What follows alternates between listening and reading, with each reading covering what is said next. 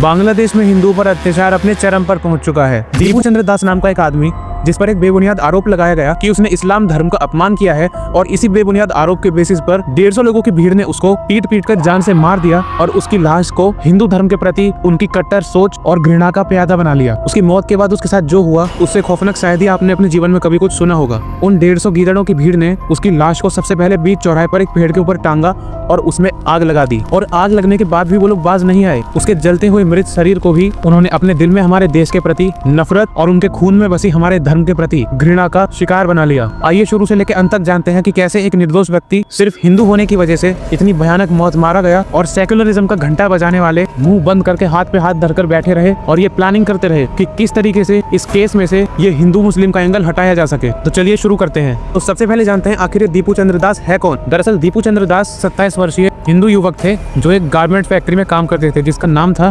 Pioneer need composite factory. इस factory में दीपू चंद्र दास एक फ्लोर मैनेजर के रूप में काम करता था, और हाल ही में उसने सुपरवाइजर रोल के लिए प्रमोशन एग्जाम दिया था। लेकिन उसके कलीग्स को इस प्रमोशन से काफी आपत्ति थी, जिसकी वजह से एक वर्क प्लेस टेंशन क्रिएट हो गई, या कहो एक राइवलरी क्रिएट हो गई। लेकिन इस छोटी सी वर्क प्लेस टेंशन ने कैसे एक हिंदू मुस्लिम राइवलरी का रूप ले लिया, आइए जानते हैं। दरअसल उनके कलीग्स ने उन पर आरोप लगाया कि दीपू चंद्र दास ने कारखाने में एक आम बातचीत के दौरान इस्लाम धर्म का अपमान किया है, और ये एक छोटा सा आरोप आग की तरह पूरी फैक्ट्री के सभी लोगों के बीच फैलने लगा। आसपास के इलाकों में इस आरोप के फैलने के बाद 18 दिसंबर 2025 की वो रात आई जब बांग्लादेश के मायमनसिंह जिले भलूका उपजिला इलाके में एक भीड़ ने दीपू चंद्र दास को घेर लिया, और उसी बेबुनियाद आरोप के बेसिस पर उन कट्टरपंथियों ने बड़े बेरहमी से दीपू चंद्र दास की पीट कर हत्या कर दी। और इसके बाद भी वो लोग रुके नहीं। दीपू चंद्र के पूरी तरह प्राण त्याग देने जाने के बाद भी उस भीड़ ने उन पर कई लाठी और डंडे बरसाए, और उसके बाद उनको बीच चौराहे पर पेड़ के ऊपर टांग दिया गया और उनके शरीर को आग लगा दी गई, और आग से जलते शरीर तक को उन लोगों ने नहीं छोड़ा। उस शरीर पर भी उन लोगों ने अपने नीच कट्टरता और हमारे देश और धर्म के प्रति घृणा का शिकार बनाया। और शर्म की बात तो यह है कि समय पर पुलिस स्टेशन पहुंचने के बाद भी दीपू चंद्र दास को किसी तरीके का प्रोटेक्शन नहीं दिया गया। उनको उस भीड़ के बीच मरने के लिए छोड़ दिया गया। पुलिस के अनुसार दीपू चंद्र दास के द्वारा इस्लाम धर्म का अपमान किए जाने पर कोई ठोस सबूत नहीं मिला है। बाद में कोई ठोस सबूत न मिलने पर बांग्लादेश की रैपिड एक्शन बटालियन और पुलिस ने यह बयान दिया कि यह मामला शायद कारखाने के अंदर हुए विवादों और दीपू चंद्र दास के प्रमोशन के प्रति उनके कलीग्स की घृणा की वजह से फैली एक अफवाह थी। इस घटना के बाद पुलिस ने लगभग 10 से 12 लोगों की गिरफ्तारी की, और अभी भी जांच जारी है। बांग्लादेश की इंटरिम सरकार ने इस घटना की कड़ी निंदा की है और परिवार को सहायता देने का वादा किया है, और अभी तक ऐसा कोई सबूत नहीं है कि क्या वाकई में बांग्लादेश की सरकार ने दीपू चंद्र दास के परिवार की कोई सहायता की भी है या नहीं। भारत और दुनिया भर में कई लोगों ने और संगठनों ने मॉब लिंचिंग और माइनॉरिटीज की सुरक्षा पर सवाल उठाए हैं। वहीं भारत में ये मुद्दा सिर्फ एक पॉलिटिकल इशू बनकर रह गया है। कोई अगर इस मुद्दे पे आवाज उठाए तो हमारे देश का एक बड़ा वर्ग सामने आकर इंडिया में मुस्लिम माइनॉरिटी की सुरक्षा के बारे में बात करने लग जाता है। इस बांग्लादेश के मुसलमानों को हमने 1971 में पाकिस्तानियों के द्वारा किए जाने वाले जेनोसाइड से बचाया था। वही बांग्लादेश आज हमारे ही लोगों को बीच चौराहे पर जिंदा जला रहा है। उस बांग्लादेश में आज हमारे ही देश के लोग सुरक्षित नहीं है, जबकि बांग्लादेश से आए हुए रेफ्यूजी आज भी इंडिया में काम करते हैं और अपना घर चलाते हैं। यहाँ तक कि नकली ही सही,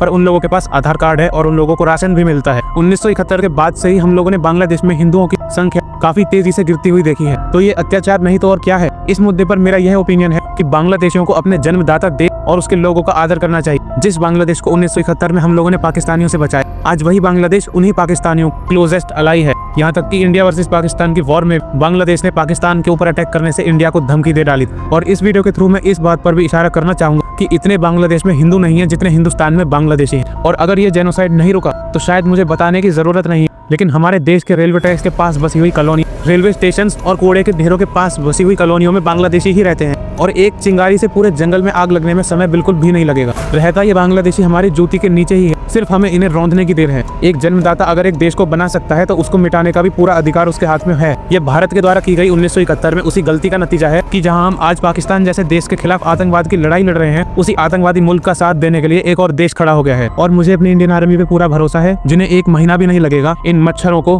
अपने हाथ की एक ताली से खत्म करने में। जय हिंद।